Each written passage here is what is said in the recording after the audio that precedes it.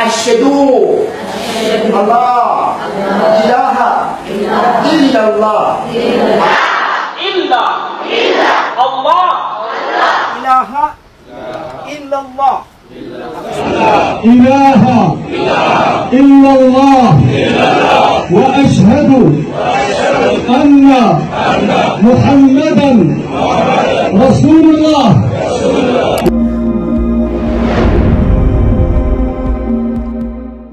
Assalamualaikum warahmatullahi wabarakatuh. Bagi yang belum subscribe, saya Hashim. Bagi yang dah subscribe, terima kasih. Viral Andrew Tate telah memeluk Islam secara rasmi. Seorang influencer yang juga bekas kickboxer. I think Islam is almost the only religion on the planet.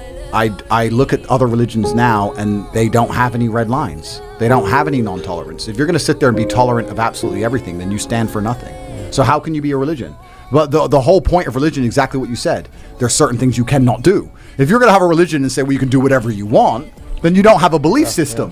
Yang selalu ada kontroversi, iaitu Andrew Tate, seorang yang beragama Kristian, seorang yang kaya raya dan taat kepada agama Kristian, dan sering menderma puluhan ribu dolar kepada gereja.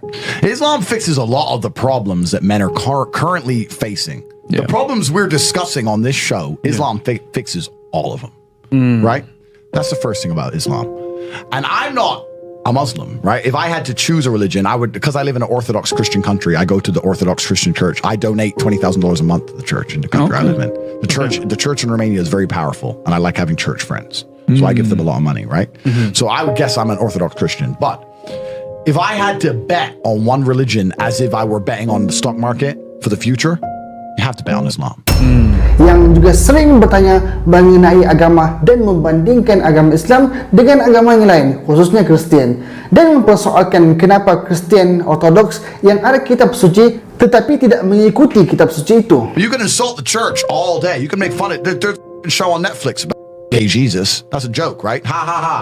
And what do the Christians do? Nothing. Christianity is religion. If you're a Christian, and I'm saying this as a Christian myself, Christianity is a dead religion. Dan dia juga adalah seorang yang berani bersuara yang mempersoalkan pederi yang membenarkan hubungan gay dan sebagainya, sedangkan agama yang melarang. Dan banyak lagi perkara yang bercanggah dengan Kristian terus menjadi persoalan yang tidak dijawab oleh paderi dan juga Kristian sendiri. Own Pope.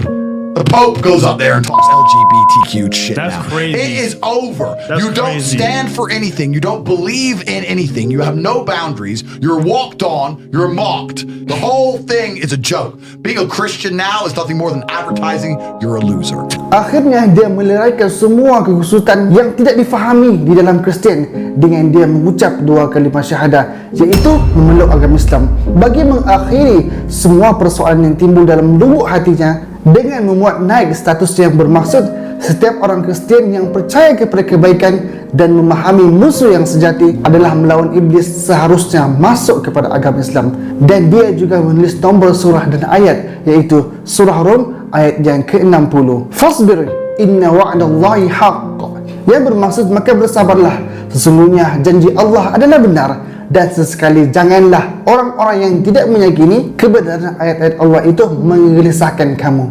Mana setelah dia masuk kepada Islam, dia tidak mahu upload video yang dia telah mengucap dua kalimah syahadah kerana takut orang akan menyangka, akan mengatakan itu adalah konten semata-mata.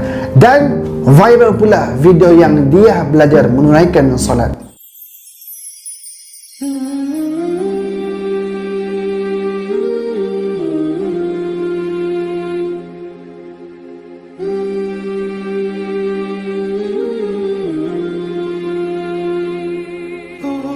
Sahabat semua, buruk macam mana pun seseorang itu, jahat macam mana pun seseorang itu di dunia ini, apabila Allah Subhanahu wa taala mengkehendaki memberi petunjuk kepada dia, maka Allah akan bagi.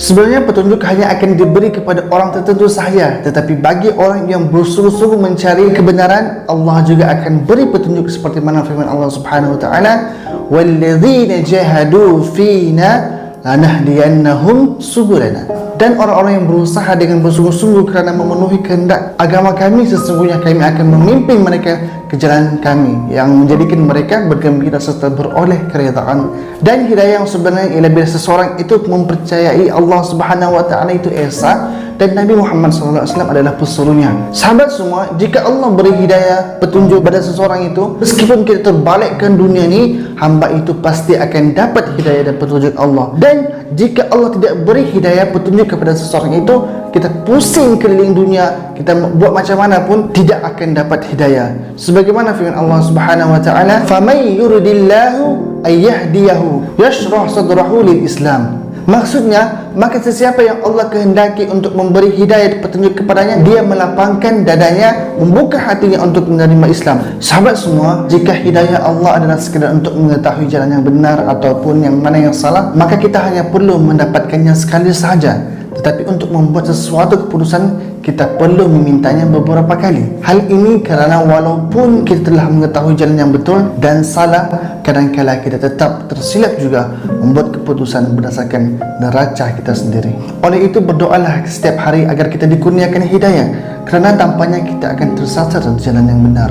Doakan juga agar mereka yang secara terang-terangan melakukan kesilapan turut dikurniakan hidayah petunjuk Allah Subhanahu wa taala.